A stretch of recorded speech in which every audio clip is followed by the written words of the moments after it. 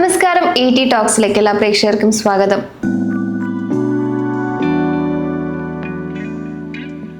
Q1 result season ഇപ്പോൾ ആരംഭിക്കാൻ പോവുകയാണ്. അപ്പോൾ നമുക്ക് സാധാരണയായിട്ട് എപ്പോഴും ഈ റിസൾട്ട് സീസൺ ആരംഭിക്കുന്ന സമയത്താണ് പ്രത്യേകിച്ചും ട്രേഡേഴ്സ് കൂടുതലും സ്റ്റോക്കുകളിൽ ഫോക്കസ് ചെയ്യുന്നത്. സ്വിംഗ് ട്രേഡിങ്ങിനൊക്കെ നടത്തുന്ന ആളുകളെ സംബന്ധിച്ച് ഇത്തരം റിസൾട്ടുകൾ അവർക്ക് വളരെയധികം പ്രധാനമാണ്. അപ്പോൾ ഏതൊക്കെ സ്റ്റോക്കുകളിൽ അല്ലെങ്കിൽ ഏതൊക്കെ സെക്ടറുകളിൽ എന്തൊക്കെ കാര്യങ്ങളാണ് നമ്മൾ ശ്രദ്ധിക്കേണ്ടതെന്ന കാര്യങ്ങളൊക്കെ മനസ്സിലാക്കേണ്ടതുണ്ട്. അപ്പോൾ ഇന്ന് നമ്മൾ ഈ ഒരു ടോപ്പിക്കാണ് കവർ ചെയ്യാൻ വേണ്ടി ഉദ്ദേശിക്കുന്നത്. ഈ വിഷയത്തെപ്പറ്റി സംസാരിക്കാനായിട്ട് ഇന്ന് നമ്മളോടൊപ്പം ചേരുന്നത് സെബി രജിസ്റ്റേർഡ് അനലിസ്റ്റ് ആയിട്ടുള്ള കൃഷ്ണകുമാർ ബാലകൃഷ്ണൻ സാറാണ്. നമുക്ക് അദ്ദേഹത്തെ വെൽക്കം ചെയ്യാം. Welcome sir. Thank you. അപ്പോൾ Q1 കുറിച്ച് പറയുമ്പോൾ നമ്മൾ ഇതിനു മുൻപ് നമ്മൾ പലപ്പോഴും റിസൾട്ട് സീസണിനെ കുറിച്ച് സംസാരിച്ചിട്ടുണ്ട്. പക്ഷെ അതിനേക്കാളൊക്കെ ഉപരിയായിട്ട് Q1 ഒരു സ്പെഷ്യലാണ്. കാരണം അത്രയധികം വോളറ്റിലിറ്റി മാർക്കറ്റിൽ നമ്മൾ കാണാൻ സാധിച്ചിരുന്നു. കുറേ ക്രൂഡ് റിലേറ്റഡ് ആയിട്ടുള്ള കൺസേൺസ് അല്ലെങ്കിൽ അത്തരത്തിൽ ഒരുപാട് സംഭവ വികാസങ്ങൾക്ക് ശേഷമാണ് ഈ ഒരു Q1 എൻഡ് ചെയ്യുന്നത്. അപ്പോൾ Q1 പറ്റി സാർ എങ്ങനെയാണ് വിലയിരുത്തുന്നത്? എന്തൊക്കെ എക്സ്പെക്ടേഷൻസ് ആണ് സാറിനുള്ളത്? Q1 ജനറലി സ്പെഷ്യൽ ആയിട്ടുള്ള ക്വാർട്ടറാണ്. കാര്യം വെച്ചാൽ മാർച്ചിലെ ഹയസ്റ്റ് ക്വാർട്ടർ ശേഷം വരുന്ന ക്വാർട്ടറാണ് Q1 ക്വാർട്ടർ. സാധാരണ എന്താ നടക്കുന്നത് വെച്ചാൽ കമ്പനികളുടെ ടാർഗറ്റ്സ് അച്ചീവ് ചെയ്യാനായിട്ട് സാധാരണ Q4 സ്റ്റോക്കുകളൊക്കെ ഡംപ് ചെയ്യും, അവർ പ്രൊഡക്ട്സിനെ ഡംപ് ചെയ്യും. അപ്പോൾ ഡംപിങ് എന്ന് വെച്ചാൽ മാർക്കറ്റ് നീഡ്സിന് മുകളിലായിരിക്കും ഡംപ് ചെയ്യുന്ന സംഗതി. ഇതൊക്കെ പെട്ടുപൊട്ടിക്കുന്ന ഏപ്രിൽ കഴിഞ്ഞ് മെയ് മാസത്തിലെ പെട്ടുപൊട്ടിക്കുന്നത്. അതുകൊണ്ടാണ് പൊതുവെ Q1 പൊതുവെ സോഫ്റ്റ് ആവുന്നത്. കാരണം Q1 ആക്ച്വൽ സെയിൽസ് നടക്കുന്നത് ഏപ്രിൽ നടക്കില്ല, മെയിലും ജൂണിലും മാത്രമേ ഉള്ളൂ ശരിക്കും. അതുകൊണ്ട് Q1 എപ്പോഴും സോഫ്റ്റ് ആയിരിക്കും. അതുകൊണ്ട് Q1 എന്ന് വെച്ചാൽ എപ്പോഴും ഒരു സ്പെഷ്യൽ സീസണാണ് ശരിക്കും, ഒന്നാമത്തെ കാര്യം. പക്ഷേ ഇത്തവണത്തെ Q1 ഏറ്റവും വലിയ ഒരു പ്രത്യേകത എന്താണെന്ന് വെച്ചാൽ നമ്മൾ ഒരു ഗൾഫ് വാറൊക്കെ കഴിഞ്ഞ് ഹോർമസൊക്കെ തുറന്ന് വരുന്നൊരു ടൈമിലാണ് നമ്മളിരിക്കുന്നത്. എന്നാൽ പോലും വളരെ വൾണറബിളായിട്ടുള്ള ഒരു ട്രൂസാണ് സംഭവിച്ചിരിക്കുന്നത്. ഈ ട്രൂസ് എപ്പോഴാണ് തെന്നി മാറാവുന്ന രീതിയിലാണ് കറൻറ്റ് സ്റ്റാറ്റസ് നിൽക്കുന്നത്. രണ്ടാമത്തെ കാര്യം, അതുകൊണ്ട് തന്നെ എക്സ്പോർട്ട് ബേസ്ഡ് ആയിട്ടുള്ള കമ്പനികൾ എങ്ങനെയാണ് ഹോർമസ് മാനേജ്മെൻറ്റ് ചെയ്ത് ഹോർമസിനെ മാനേജ് ചെയ്ത് വളരെ ക്രിട്ടിക്കലാണ് ശരിക്കും. അതാണ് ഒന്നാമത്തെ കാര്യം. രണ്ടാമത്തെ കാര്യം, ഡൊമസ്റ്റിക് കമ്പനീസ് എങ്ങനെയാണ് മാർജിൻ പ്രഷറിനെ ഓവർകം ചെയ്തത്, രണ്ടാമത്തെ കാര്യം. മൂന്നാമത്തെ കാര്യം, നമുക്ക് മൺസൂൺ പ്രതീക്ഷിച്ച ലെവലിൽ മൺസൂൺ സോഫാർ വന്നിട്ടില്ല, എൽ നിനോ എന്ന് പറയുന്ന എഫക്റ്റിലേക്ക് നീങ്ങിയാണ്. ഈ എഫക്റ്റ് എങ്ങനെയാണ് ഇൻഡസ്ട്രിയും അല്ലെ രാജ്യത്തിൻ്റെ GDP ബാധിക്കാൻ പോകുന്നൊരു വലിയ ചോദ്യചിഹ്നമാണ് മൂന്നാമത്തെ കാര്യം. ഇങ്ങനെ പല കോംപ്ലക്സിറ്റീസിൻ്റെ ഇടയിൽ കൂടാണ് Q1 റിസൾട്ട് ഈ ആഴ്ച സ്റ്റാർട്ട് ചെയ്യുന്നത്. അപ്പോൾ അങ്ങനെയാണെന്നുണ്ടെങ്കിൽ നമ്മൾ ഏതൊക്കെ സെക്ടേഴ്സിലായിരിക്കണം കൂടുതൽ ഫോക്കസ് ചെയ്യേണ്ടത്? കാരണം Q1 നോക്കുന്ന സമയത്ത് പല സെക്ടേഴ്സും അണ്ടർ പെർഫോം ചെയ്തിട്ടുണ്ട്, പല സെക്ടേഴ്സും ഔട്ട് പെർഫോം ചെയ്തിട്ടുണ്ട്. ഫോർ എക്സാമ്പിൾ മിഡ് ക്യാപ്പും സ്മോൾ ക്യാപ്പും ആണ് കൂടുതലും ഔട്ട് പെർഫോം ചെയ്തിരിക്കുന്നത്. അപ്പോൾ അങ്ങനെയാണെങ്കിൽ ഈ ഒരു Q1 നമ്മൾ ഏറ്റവും കൂടുതൽ ഫോക്കസ് ചെയ്യേണ്ട ഏരിയാസ് ഏതൊക്കെയായിരിക്കും? നമ്മുടെ Q1 തീം ഇക്കൊല്ലത്തെ എന്താണെന്ന് വെച്ചാൽ, ഒന്ന് എക്സ്പോർട്ട് ബേസ്ഡ് ആയിട്ടുള്ള മിഡ് ക്യാപ്പും സ്മോൾ ക്യാപ്പും എങ്ങനെ ഹോർമസിനെ മാനേജ് ചെയ്തു. ഇപ്പോൾ ബെറ്ററായിട്ട് മാനേജ് ചെയ്ത കമ്പനികൾക്ക് എപ്പോഴും മാർക്കറ്റ് ഡിമാൻഡ് കൂടുതലായിരിക്കും. രണ്ട്, അങ്ങനത്തെ ഡൊമസ്റ്റിക് കമ്പനീസ് ആണ് എങ്കിൽ എങ്ങനെയാണ് മാർജിൻ പ്രഷറിനെ മാനേജ് ചെയ്തത്, ഇതാണ് രണ്ടാമത്തെ കാര്യം. അറിയാമല്ലോ, ഞാൻ ഒരു സ്മോൾ ക്യാപ് ട്രേഡറാണ് ശരിക്കും. അതുകൊണ്ട് എനിക്കെപ്പോഴും സ്മോൾ ക്യാപ്പിനെ കുറിച്ച് സംസാരിക്കാനാണ് താല്പര്യം. എൻ്റെ എക്സ്പെർട്ടൈസ് അതിൻ്റെ അകത്താണ്. നമ്മളെപ്പോഴും ശ്രദ്ധിക്കേണ്ട കാര്യം, ഇന്ത്യയിൽ ഏകദേശം 81 സബ് സെക്ടേഴ്സ് ഉണ്ട്. പൈസ കിടക്കുന്ന സബ്സിഡീസിലാണ് മെയിൻ സെക്ടറിനെ കാട്ടിലും. ബേസിക്കലി മെയിൻ സെക്ടറിൽ 10-12 മെയിൻ സെക്ടറുണ്ട്. സോ ടോട്ടൽ അറൗണ്ട് 100 സബും മെയിനും കൂടെ ഒരു 100 സെക്ടേഴ്സ് ഉള്ളതിൽ ഏറ്റവും കൂടുതൽ പൈസ കിടക്കുന്നത് സബ് സെക്ടേഴ്സിലാണ്. കഴിഞ്ഞ 6 മാസമായിട്ട് ട്രെൻഡ് ചെയ്ത സബ്സിഡീസ് ഇന്ത്യയിലുണ്ട് ശരിക്കും. ടോപ്പ് സബ്സിഡീസ് കഴിഞ്ഞ 6 മാസം ട്രെൻഡ് ചെയ്ത സബ്സിഡീസ്. ഇപ്പോൾ എന്താ സംഭവിച്ചു വെച്ചാൽ അതിൻ്റെ അതൊക്കെ വാല്യുവേഷൻ വല്ലാതെ കൂടിയതിന് ശേഷം, വാല്യുവേഷൻ എപ്പോഴും കൂടി നിൽക്കും നല്ല കമ്പനികൾക്ക്, പക്ഷേ ആ കൂടിയിരിക്കുന്നൊരു പരിധിയുണ്ട്. പരിധി അപ്പുറം പോയപ്പോഴത്തേക്കും കഴിഞ്ഞ ഒരു 2-3 ആഴ്ചയായിട്ട് അതിൻ്റെ എല്ലാം നല്ല കറക്ഷൻ വരുന്നോണ്ടിരിക്കുന്ന കാര്യമാണ് നമ്മളിപ്പോൾ കാണാൻ സാധിക്കുന്നത്. ക്വാർട്ടർ കസ്പ് എന്നൊരു കൺസെപ്റ്റാണ് ഞാൻ പലവട്ടം ഇവിടെ തന്നെ ഇൻ്റർവ്യൂവിൽ പറഞ്ഞിട്ടുണ്ട്. എന്താണ് ക്വാർട്ടർ കസ്പ് എന്ന് വെച്ചാൽ, റിസൾട്ട് സീസൺ തുടങ്ങുന്നതിന് 15 ഡേയ്സ് ബാക്കും റിസൾട്ട് സീസൺ തുടങ്ങി 15 ഡേയ്സ് കഴിഞ്ഞു. ടോട്ടൽ 1 മന്ത് സർക്കിളിൻ്റെ പ്രകാരമാണ് ക്വാർട്ടർ കസ്പ്. ദാറ്റ് മീൻസ് നമ്മുടെ സീസൺ ജൂലൈയിലാണ് തുടങ്ങുന്നതെങ്കിൽ Q1 റിസൾട്ട്സ് തുടങ്ങുന്നതെങ്കിൽ ജൂണിലെ ലാസ്റ്റ് 15 ഡേയ്സ്, ജൂലൈയിലെ ഫസ്റ്റ് 15 ഡേയ്സ് ആയിരുന്നു ക്വാർട്ടർ കസ്പ്.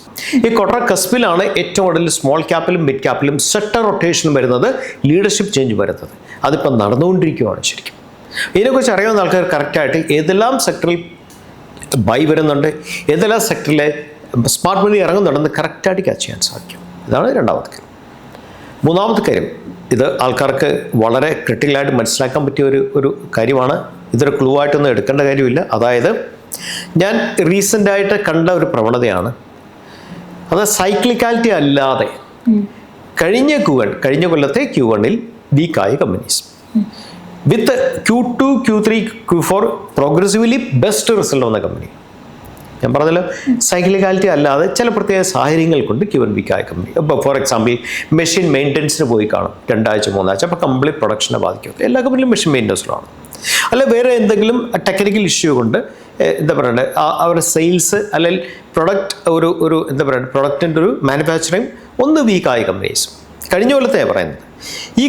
ഈ കമ്പനികളിൽ തന്നെ പ്രോഗ്രസീവായിട്ട് Q2, Q3, Q4 എക്സലൻസ് ഉള്ള കമ്പനീസിന്. അപ്പോൾ അതിൻ്റെ അർത്ഥം എന്താ? ആ കമ്പനീസിലൊക്കെ ഇപ്പം കഴിഞ്ഞ 2 ആഴ്ചയുടെ ഹ്യൂജ് ബൈ ആണ് നടക്കുന്നത്. കാര്യം എന്താ? നോർമൽ കേസിൽ കഴിഞ്ഞ കൊല്ലത്തെ Q1-നെക്കാട്ടിലും ബെറ്റർ Q1 വരാനുള്ള സാധ്യതകൾ കൂടുതലാണ് അങ്ങനത്തെ കമ്പനീസൊക്കെ ബെസ്റ്റ് ബൈ ഓൾറെഡി സ്റ്റാർട്ട് ചെയ്ത് കഴിഞ്ഞു. ഇങ്ങനത്തെ കമ്പനി കണ്ടുപിടിക്കുന്നത് കുറച്ച് പാടാണ്. അത് സ്മോൾ ക്യാപ്പായിട്ട് നല്ല തറവായിട്ടുള്ള ആൾക്കാർ മാത്രമേ ഇങ്ങനത്തെ കമ്പനി കണ്ടുപിടിക്കാൻ സാധിക്കൂ. ഇങ്ങനത്തെ കമ്പനികൾ കണ്ടുപിടിക്കുമ്പോൾ ശ്രദ്ധിക്കേണ്ട 2 കാര്യങ്ങളുണ്ട്. Cash flow, operating cash flow plus ആയിരിക്കണം, ഒന്നാമത്തെ കാര്യം. രണ്ടാമത്തെ കാര്യം പെഗ് റേഷ്യോ വിത്തിൻ ലിമിറ്റിലായിരിക്കണം. മൂന്നാമത്തെ കാര്യം ഡെറ്റ് വിത്തിൻ കൺട്രോളിലായിരിക്കണം. അപ്പം ഇതൊക്കെ ഈ റിസൾട്ട് വരുന്ന സമയത്ത് മാർക്കറ്റ് നമ്മൾ കണ്ടുവരുന്ന പ്രവണതയാണ്. ആ പ്രവണത ഓൾറെഡി സ്റ്റാർട്ട് ചെയ്ത് കഴിഞ്ഞു. എനിക്ക് എല്ലാവരോടും പറയാനുള്ള ഒരു കാര്യം, റിസൾട്ടിന് മുമ്പ് അറിയാൻ മേല എങ്കിൽ ഒരു കമ്പനിയിൽ പോയി പെട്ടുപോലും. റിസൾട്ട് വന്നു കഴിഞ്ഞ് ആ കമ്പനി റിസൾട്ട് മോശമാണ് എങ്കിൽ പെട്ടുപോകാനുള്ള സാധ്യത, സ്റ്റക്ക് പോകാനുള്ള സാധ്യത കൂടുതലാണ്. അതുകൊണ്ട് ക്യാഷ് കയ്യിലുള്ള ആൾക്കാർ just wait for the season. തുടക്കം വെയിറ്റ് ചെയ്ത് നിൽക്കുക. ഇന്നിപ്പോൾ തീയതി ഇന്ന് 10th ആണ്, 8th ആയി അല്ലേ? Today is 8th. So within 1 week result season start ചെയ്യും. ഒരു ബൈ അറൗണ്ട് 20th സ്മോൾ ക്യാപ്പിൻ്റെ മിഡ് ക്യാപ്പ് റിസൾട്ട് സ്റ്റാർട്ട് ചെയ്യും. ഒരു 10 ദിവസം ക്ഷമിച്ചാൽ നല്ല കമ്പനി കിട്ടാനുള്ള സാധ്യത വളരെ കൂടുതലാണ് ഈ മാർക്കറ്റിൽ. സാർ, അപ്പോൾ നമുക്ക് സാർ പറഞ്ഞു നമുക്ക് ഈ ഹോർമോസ് റിലേറ്റഡ് ആയിട്ടുള്ള സെക്ടേഴ്സ് അല്ലെങ്കിൽ അപ്പോൾ അങ്ങനെയാണെങ്കിൽ നമുക്ക് പൊട്ടൻഷ്യൽ ഉള്ളത് ഇത്തരം സെക്ടറുകളിലാണെന്നാണ് സാർ പറയുന്നത്. ഈ മിഡ് ക്യാപ്പ് ആണെങ്കിലും സ്മോൾ ക്യാപ്പ് ആണെങ്കിലും സെക്ടർ വൈസ് നമ്മൾ ശ്രദ്ധിക്കുമ്പോൾ ഏതിൽ ഫോക്കസ് ചെയ്യുന്നതായിരിക്കും കുറച്ചും കൂടെ നമുക്ക് ബെനിഫിറ്റ് ആയിട്ട് വരിക? ഇതിൻ്റെ അകത്തുള്ളൊരു കാര്യം എന്ന് വെച്ചാൽ കഴിഞ്ഞ ഒരു 6 മാസം ട്രെൻഡ് ചെയ്ത സെക്ടേഴ്സിൽ എക്സ്ട്രീംലി വാല്യുവേഷൻ വന്ന സ്റ്റോക്കുകൾ സാധാരണ നടക്കുന്നത് എന്താണെന്ന് വെച്ചാൽ ഈ സ്റ്റോക്കുകളൊക്കെ ഇപ്പോൾ ഓൾറെഡി കറക്ഷൻ പോയി കഴിഞ്ഞാൽ 2 കാര്യങ്ങൾ സംഭവിക്കാം. ഒന്ന്, ആ സെക്ടർ രണ്ടാമതൊന്നുകൂടെ കയറാം. എക്സ്ട്രീംലി വാല്യുവേഷൻ അല്ല, ഒരു നോർമൽ വാല്യുവേഷനാണ്, അല്ലെങ്കിൽ ഇൻഡസ്ട്രി വാല്യുവേഷനുകളിലും കുറച്ച് മാത്രം മേളിൽ കിടക്കുന്ന ആൾക്ക് അല്ല, ആ വാല്യുവേഷൻ വീണ്ടും വല്ലാത്തൊരു വാല്യുവേഷനാണ് എങ്കിൽ ഇങ്ങനത്തെ സെക്ടേഴ്സ് റിസൾട്ട് വന്ന് നല്ല റിസൾട്ട് ആണ് എങ്കിൽ, അടവില്ല നമുക്ക് മുൻകൂട്ടി പ്രയോജനമില്ല ആണെങ്കിൽ വീണ്ടും ആ സെക്ടേഴ്സ് അവിടെ സ്റ്റക്കപ്പ് ആകാനുള്ള സാധ്യതകളുണ്ട്. കാര്യം ഒന്നുകൂടെ വാല്യുവേഷൻ കറക്ഷൻ വന്നിട്ട് അവിടെ തന്നെ സോൺ 1 എന്നൊക്കെ നമ്മൾ സംസാരിച്ചിട്ടുണ്ട്. സോൺ 1 ഒക്കെ ടെക്നിക്കലി നമ്മൾ സംസാരിച്ചാണ്.